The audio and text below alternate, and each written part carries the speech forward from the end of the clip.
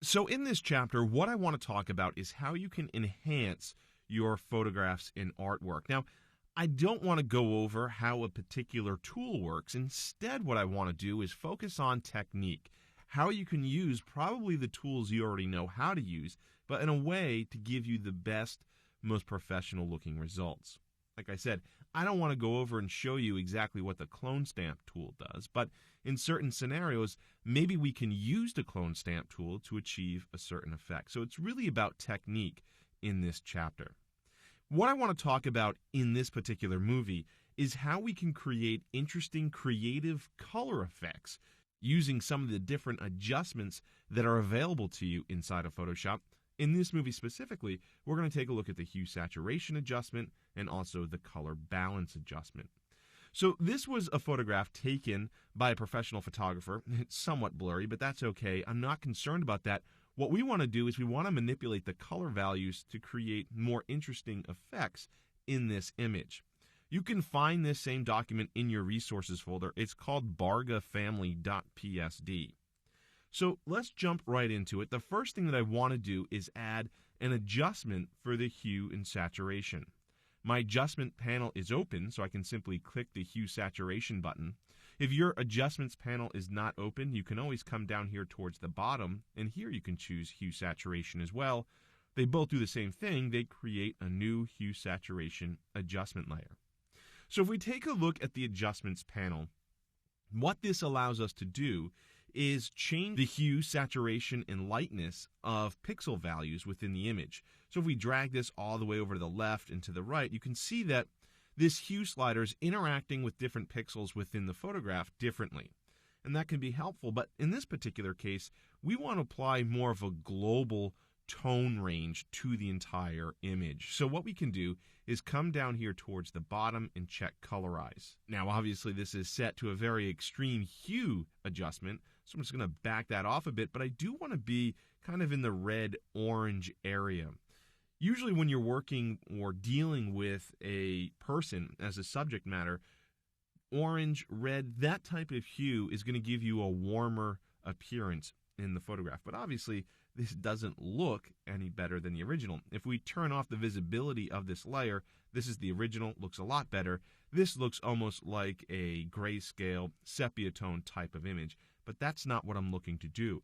What I want to do is just amp up some of those warmer tones inside the image. We can quickly and easily do that to the entire image by simply changing the blending mode inside the layers panel. Right now the blending mode is set to normal. Make sure that you have the hue saturation adjustment layer as the active layer. In this drop down menu, what I'd like you to do is find the soft light blending mode, and when you do, you can see what we've done is really made a more interesting saturated image compared to the original. Again, you can always compare that to the original by turning off the visibility of the hue saturation layer and then turning it back on. So that's the after, and this is the before.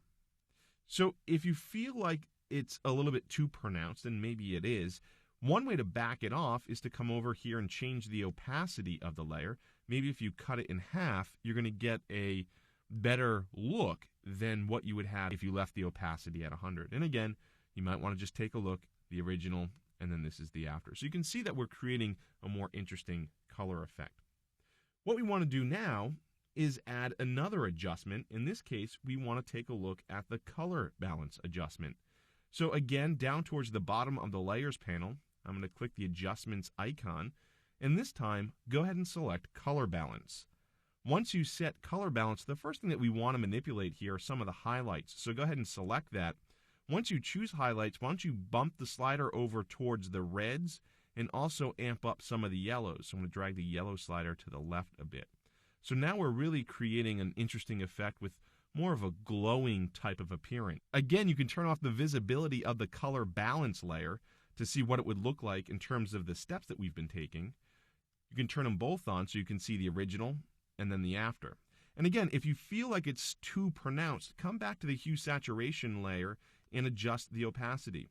You can drag it down a little bit. You can also increase it to create a more extreme version of that color effect.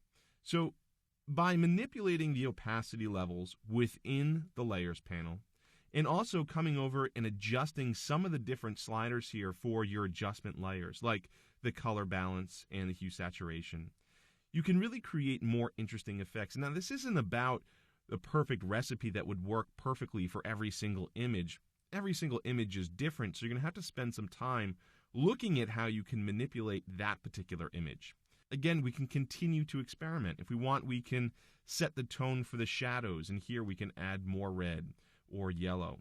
Or if we were looking for cooler colors or cooler tones, we could bring the slider to the cyan section, and we could also bring the yellow slider closer to the blues.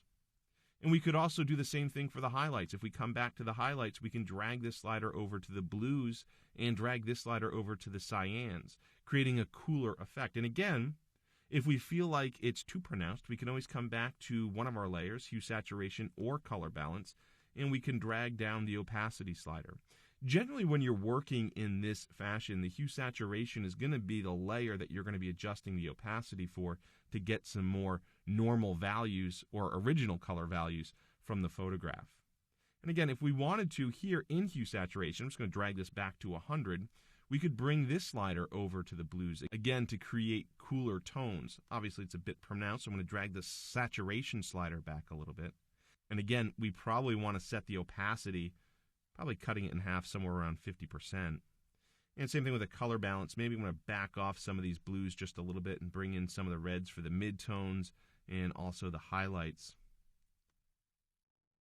And so now, what we've done, simply by experimenting with some of the adjustment layers, is we were able to take the original photograph that looked okay.